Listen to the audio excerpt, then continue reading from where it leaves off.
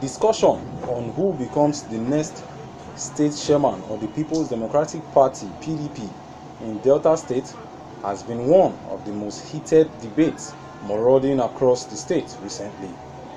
The position, which has been zoned to Sapele local government area, has been well received by the residents in the area.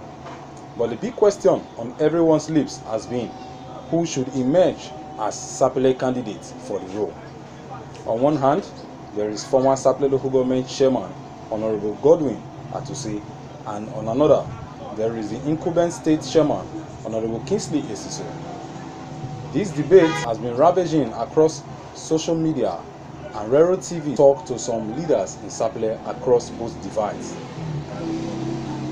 DESOPADEC commissioner and leader in Sapele local government, Honorable JOYCE Overah, is the first of many that we spoke to in this series in order to know who he thinks should be given the mandate to emerge as the next Delta State PDP chairman.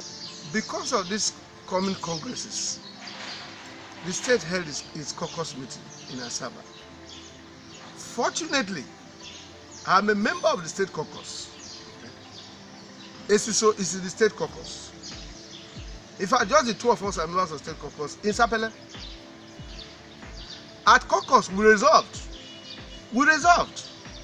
And caucus, who is who in the state politically in the party, is a member. Our foremost governor, the leader of the state now, Chief James Anefebure, is a member of caucus. The current governor, Dr. ATOSE, is a member of caucus. So are the deputy governors, all members of National Assembly.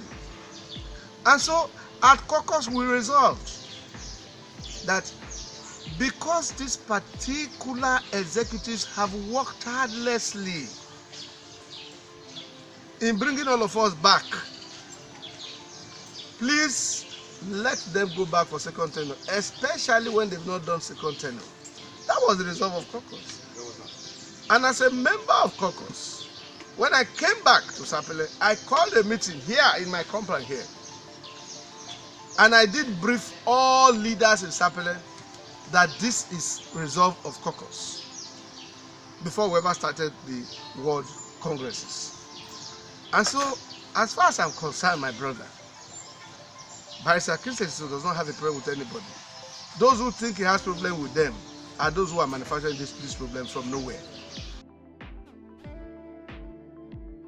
In the meeting held in James Anefebure's house, as we speak today, we all see Kingsley ESISO as occupying the state chairmanship position because he plays politics here in Sapele. You understand me?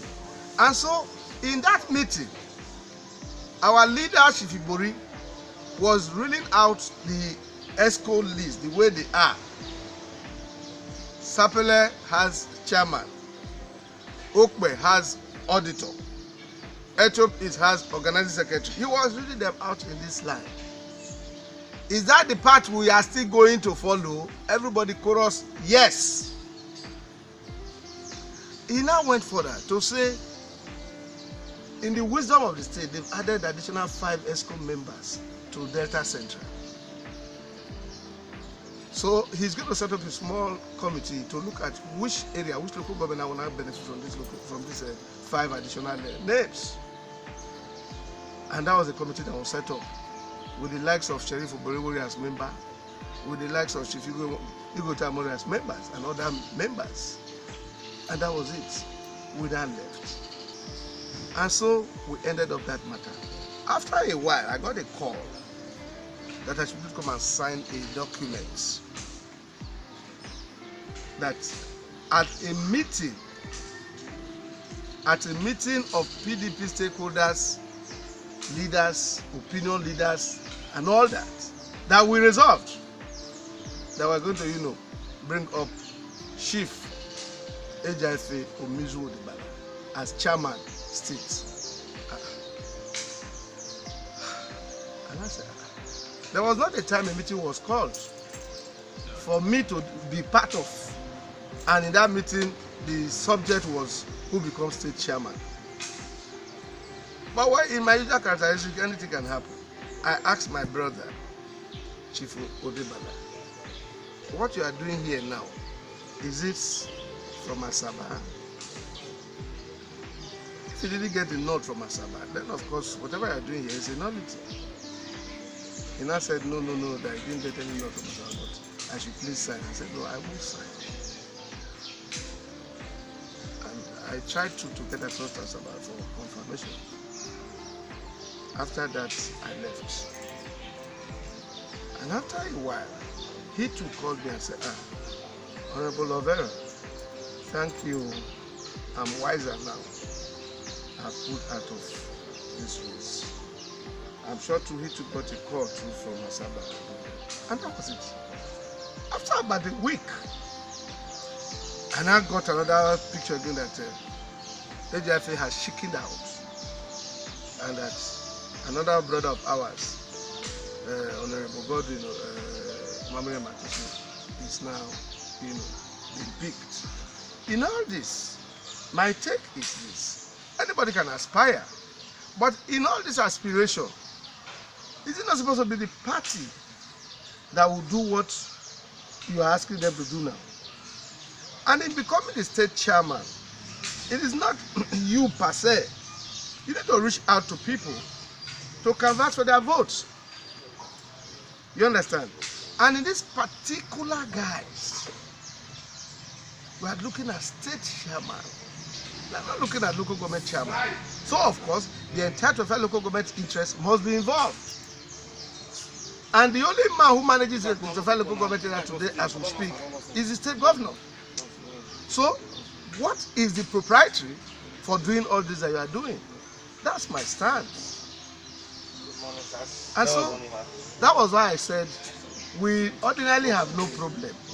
In fact, if you ask me, with due respect, what is happening in Sapele today, with regards to Kingsley coming back as a chairman or come back as chairman, it's a big shame on us in Sapele, because they are not fighting Kingsley. If they don't know, we need to let them know. Because you need to stop for position of authority. They are fighting PDP. They are fighting the states. They are not fighting Kingsley because they have no business with all this that is happening. It is the state and the party that they are fighting. Imagine reducing party politics to ethnic politics. Doesn't make sense.